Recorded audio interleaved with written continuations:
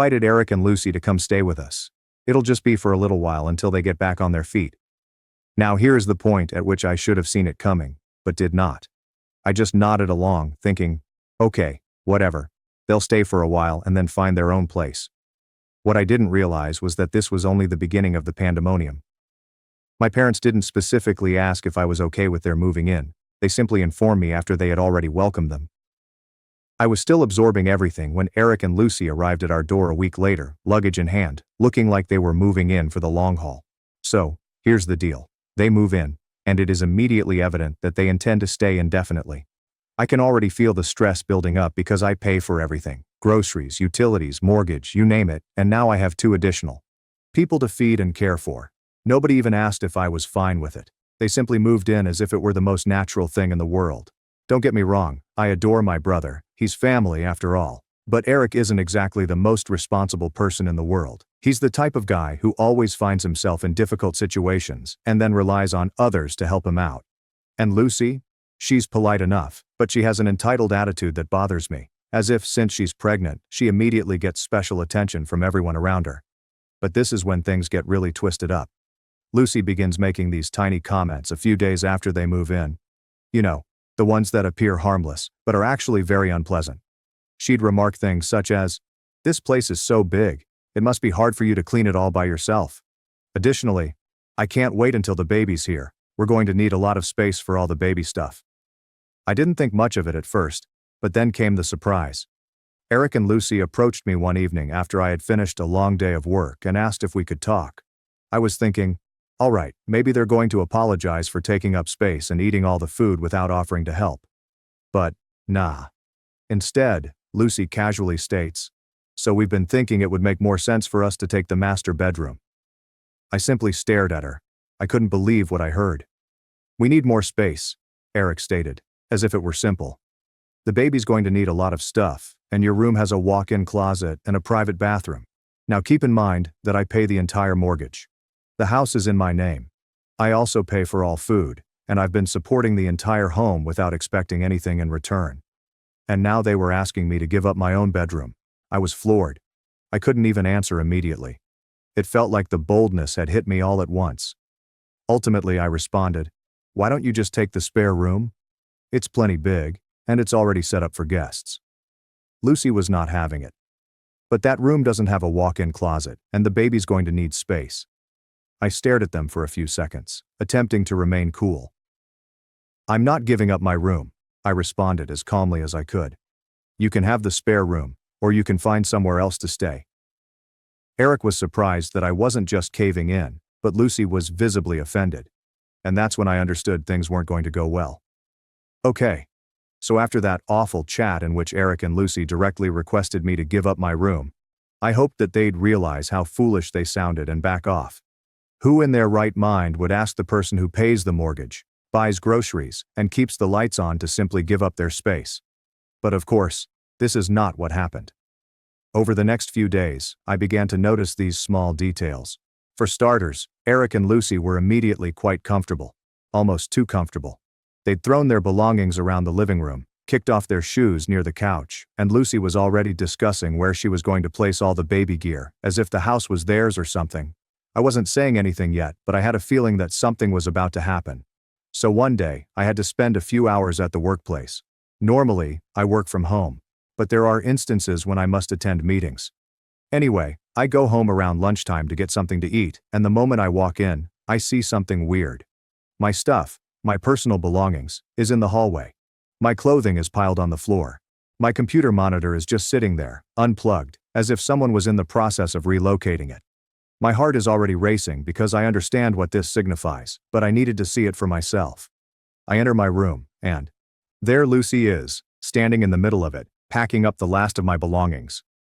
She doesn't even look surprised when I go in. She just looks over at me, like, "Oh hey, I was just finishing up." I could not believe it. "What the hell are you doing?" I exclaim, considerably louder than I meant to. She had the nerve to appear calm and collected, as if this were no great issue. "Your mom said we could start moving our stuff in here. The baby's coming soon, and we need the space," she stated as if it were the most natural thing in the world. I could feel my blood boiling. "My mother said what?" My mother, who doesn't contribute anything to the mortgage, thought it was acceptable to simply hand up my room to Eric and Lucy without first speaking with me. I wasn't going to let this slip. No, I replied, entering the room. You're not moving into my room. I already told you guys to take the guest room.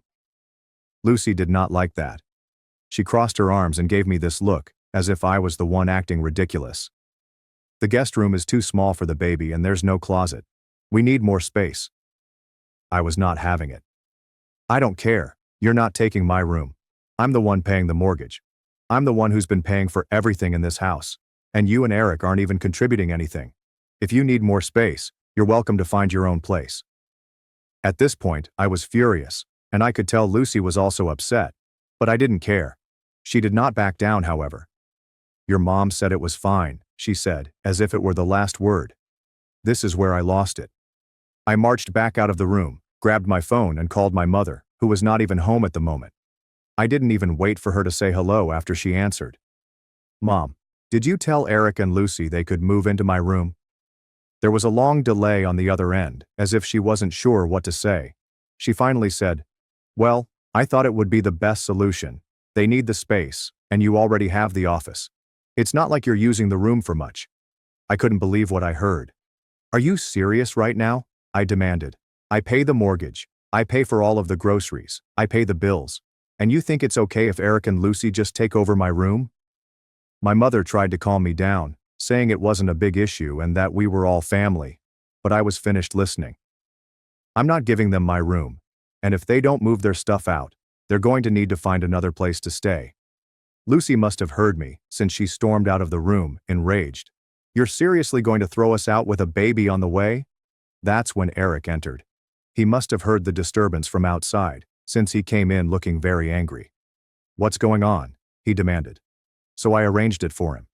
What's going on is your wife thinks she can just take over my room without even asking, and I'm telling you both right now, it's not happening. You can either stay in the guest room or you can leave. Eric was not pleased about this. He became protective, stating they were family and I should be willing to make sacrifices for them. But at this time, I was beyond reason.